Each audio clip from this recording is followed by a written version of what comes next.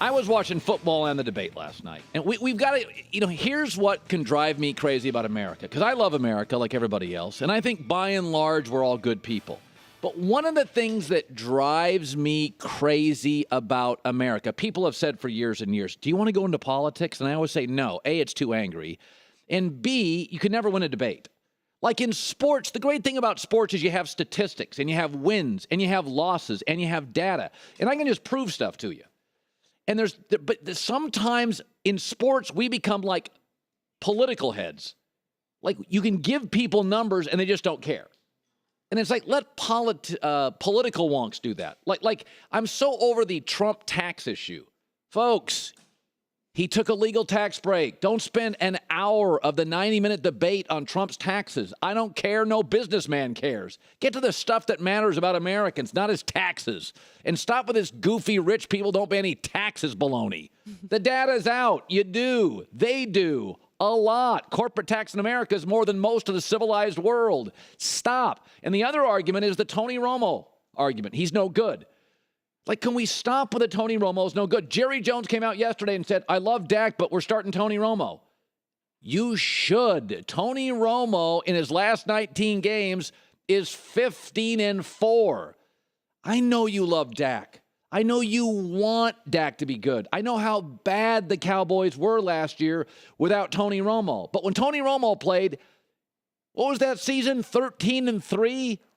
A couple years ago when Tony played, they were fantastic with Tony Romo. This Dak and Dunk offense, that's what I'm going to start calling it now. The Dak and Dunk. The best offensive line in the league, Dallas by a mile. The number one rushing game. They lead in every rushing category. Most rushing touchdowns, most rushing attempts, most rushing yards. And they're doing it with kind of a retread Alfred Morris and Ezekiel Elliott, a rookie, a baby. It's the Dak and Dunk. Jason Witten and Cole Beasley have almost 70 targets between the two of them. Listen, he's poised. He's got good feet. He's got confidence. He never makes a terrible throw. I'm not knocking the kid, but this is the Dak and the Dunk. Let me give you a number on Dak and Dunk. He's 21st in yards and 29th in touchdowns. Now think about that. Tom Brady's played one game, and he has one less TD than Dak does behind the best offensive line in football going away. I like Dak, and he's shown a real ability to kind of own the offense. Even though Jerry Jones came out yesterday and said, we're starting Romo. He owns the offense. That's not easy to do. If I was gone for a week and Nick Wright fills in, he never feels like he owns the show. If you're gone, the fill-in doesn't feel like she owns Herdline News. It is hard. Jimmy Garoppolo never felt like he owned the team. It feels like Dak feels like I own the team. He deserves a lot of credit for that. But this is the Dak and Dunk. I mean, that's what this is. This is the Dak and Dunk. This is just underneath route, turn and hand it off. They don't even throw the football down the field. There's no touchdown passes. They keep bragging about there's no interceptions. Folks, you don't throw interceptions when you throw underneath route after underneath route. Remember last year, Kirk Cousins led the NFL in completion percentage. People are like, unbelievable. And then he faced Aaron Rodgers and Big Ben in big games. Okay? Listen, I want to be judicious with my criticism here. But if you look at passing yards per game, Dallas, 21st. Passing touchdowns, 29th. 25-yard completions, 19th. Touchdown percentage, tied for 29th. They're not throwing the ball down the field. It's the Dak and Dunk. And it's better for our business at Fox because we have the NFC. So for us, I want the Cowboys to be great. I want the Eagles to be great. I want the Seahawks to be great. It's very good for us. The biggest southern city, Atlanta, is good. We're the NFC TV network. The Dallas Cowboys being this much fun is great. But as Jimmy Johnson said on my show last week, if you're going to beat Minnesota, if you're going to beat Seattle, holy moly, is Atlanta a lot better than I thought. If you're going to beat Atlanta, you got to go past Cole Beasley on a route. Against the great teams, against the real good teams in the league, they're not good enough defensively to live with their offensive approach right now. Tony Romo gives them the big plays. Now, he's going to turn it over more, but he gives them the big plays. You start looking at the NFC right now. You look at that Minnesota defense and that Atlanta offense and that Seattle personnel. The Dak and Dunk's not going to get it done. Like, it's nice. It's nice. But you start adding up these wins and you start looking around and now, come on now. Let's just be honest about this. Here's how good Dallas's offensive line is. Andrew Luck's been sacked 20 times. Paxton Lynch has been sacked 7, and he's played basically 5-6 quarters. Dak Prescott in 5 games has been sacked 7 times.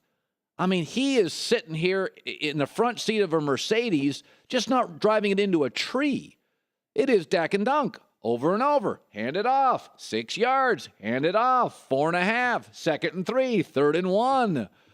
Listen, Jerry Jones said it. We're going with Romo.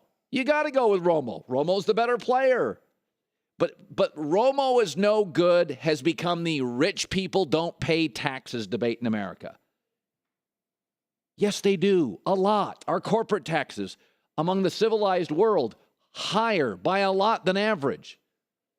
Like, it's just become one of these things that's taken a life of its own. Tony Romo's no good. He won 15 of the last 19 games. And by the way, he won those games when Green Bay was better than they were. Carolina was better than they were. I mean, the NFC this year has been bizarre. Arizona and Carolina are now no good. The Rams are better than we thought. Atlanta suddenly is on fire. I know this morning it's going to be you don't like Dak. I like him. He's owning the offense. He's showing maturity. I really do think he's got a ton of poise for a 23-year-old kid. I like him. We're just going crazy on this. Well, just because you don't like his style of play doesn't mean he's not a good quarterback. Well, style of play dictates why Tom's Tom and why Peyton's Peyton. They throw the ball down the field. I mean, Tom Brady. So you like throwing quarterbacks better? Well, yes, that's the only way historically you win Super Bowls. There's never been a running quarterback. Michael Vick didn't work. Kaepernick didn't work. You got to throw the ball down the field. Now, again, when you watch the NFL, obviously Belichick helps Brady. And obviously the general manager, Bill Polian with the Colts, helped Peyton Manning, gave him Edgerrin James, gave him Marvin Harrison, gave him Reggie Wayne. Everybody needs help. You either need a great GM, you need a great coach. I mean, Doug Peterson's helping Carson Wentz. This offensive line is just a luxury. It is a luxury that the rest of this league does not have. I mean, it is a wonderful luxury. I mean, do you really think he's completing over 70% of his throws? They lead the NFL in virtually every rushing category. You don't think that O-line's a big part of this? You got to start Tony Romo when he's healthy. You have to start Tony Romo.